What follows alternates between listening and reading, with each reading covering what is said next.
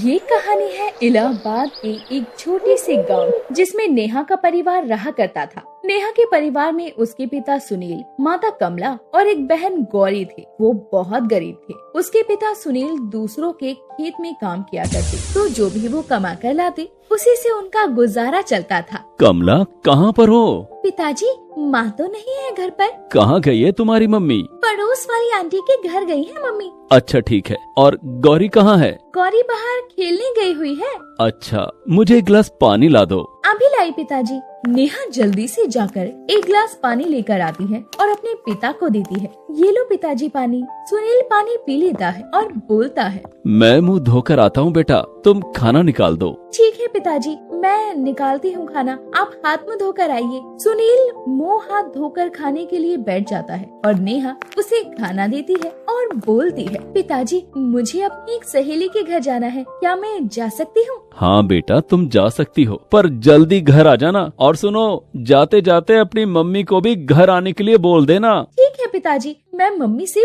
बोल दूंगी। ऐसा बोलकर नेहा वहाँ से चली जाती है। फिर नेहा पड़ोस में जाती है और अपनी मम्मी को बुलाती है। मम्मी, नेहा तो घर के बाहर ही नहीं आती, अभी तो इतनी बड़ी भी नहीं हुई। नहीं, ऐसी बात नहीं है। आंटी जी नमस्ते। नमस्ते बेटा, तो अब तुम बड़ी हो गई हो। मैंने तुम्हें पिछले साल देखा था, जब से अब तक में तुम में बहुत फर्क है। अरे बहन, कैसी बात कर रही हो? लड़कियों को बड़े होते देर लगती है क्या? हाँ बहन, बोल तो तुम ठीक रही हो। वैसे नेहा बेटा, तुम मुँह पर कोई क्रीम क्यों नहीं लगा लेती? क्रीम? कैसी क्रीम? रंग साफ करने वाली क्रीम बाजार में बहुत मिलती है कमला, तुम लाकर दो ना नेहा को। अरे बहन, बहुत क्रीम लगाती हूँ मैं इसकी, पर कोई असर ही नहीं होता। कितनी काली होती चली जा रही है ये। ऐसे तो इसकी शादी भी नहीं होगी। नहीं, ऐसा मत बोलो बहन, हमें भी नेहा की शादी करनी है। मम्मी चलो ना, पापा आपको बुला रहे हैं। अच्छा चलो बहन, मैं बाद में आती हूँ। इसके पिताजी घर आ गए। फिर जरूर आना। नेहा अपनी माँ कमला को लेकर चली जाती है और पड़ोसन के घर के बाहर आकर नेहा कमला से बोलती है, मम्मी आप घर पे जाइए, मैं अपनी सहेली के घर जा रही हूँ। तुमने अपने पिताजी से पूछा? हाँ मम्मी, मैंने पूछ लिया है। अच्छा ठीक है, चली जाओ और समय से घर आना, मैं घर जाती हूँ। नेहा अपनी सहेली के घर जाती है और कमला अपने घर आ जाती है। ऐसे ही दिन बीत जाता है और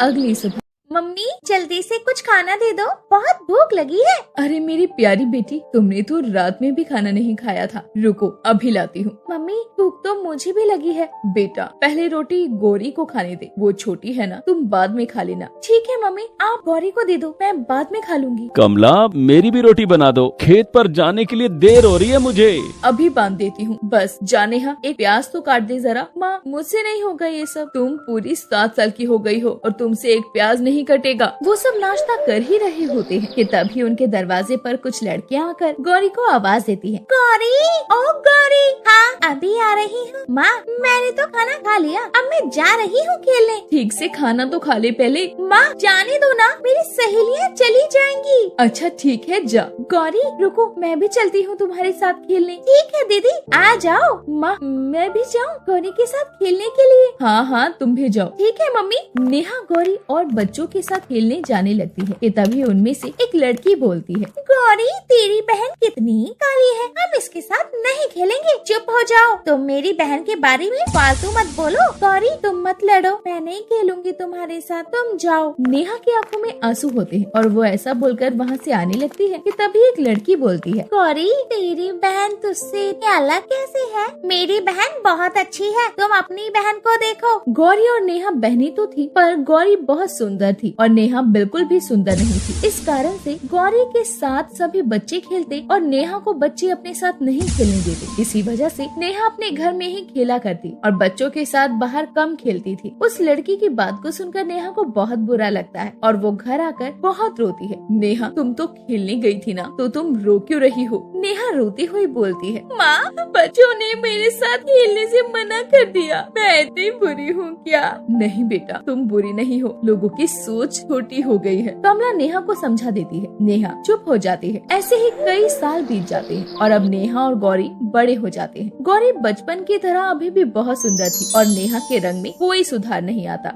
कमला खाना निकाल दो, बहुत तेज भूख लगी है। आप मुंह तो धोकर आओ, मैं खाना निकालती हूँ। सुनील खाने के लिए बैठता है और कमला उसे खाना देते हुए बोलती है, सुनील जी महंगाई इतनी बढ़ गई है, हमारी तो दो दो बेटियां हैं, हम उनकी शादी कैसे करेंगे? ये तो तुम सही कह रही हो, महंगाई तो आसमान छू रही है। गौरी की शादी तो हो जाएगी, पर नेहा की शादी कैसे होगी? एक तो हम गरीब हैं और ऊपर से नेहा का रंग पक्का है। नेहा बहुत समझदार है, भगवान ने उसके भाग्य में भी तो कोई लिखा ही होगा। भगवान करे कोई अच्छा सा रिश्ता मिल जाए बस। कमला और सुनील अपनी दोनों बेटियों की शादी को लेकर बहुत परेशान रहा करते थे। फिर एक दिन नेहा का रिश्ता आता है। लड़के वाले गौरी को पसंद करके चले जाते हैं। गौरी को पसंद करना तो एक बहाना था, वो सुनील की गरीबी के कारण चले जाते हैं। जब ये बात सुनील को पता चलती है तो वो बहुत गुस्सा करता है। हमारी बेटी को समझ क्या रखा है, गरीब जरूर है, हमारी भी कोई इज्जत है। जिसके लिए बुलाया था उसे तो देखा नहीं और दूसरी को पसंद कर लिया। हमें ये रिश्ता मंजूर नहीं है। अब जो भी रिश्ता आता वो नेहा की जगह गौरी को पसंद करके जाता। फिर एक दिन प्रकाश का रिश्ता आता है। साहूकार जी, आप मुझ जैसे छोटे किसान के घर क्या करें सुनील जी, बच्चों की जिद के आगे झुकना ही पड़ता है। प्रकाश गांव के साहूकार का बेटा होता है जो कि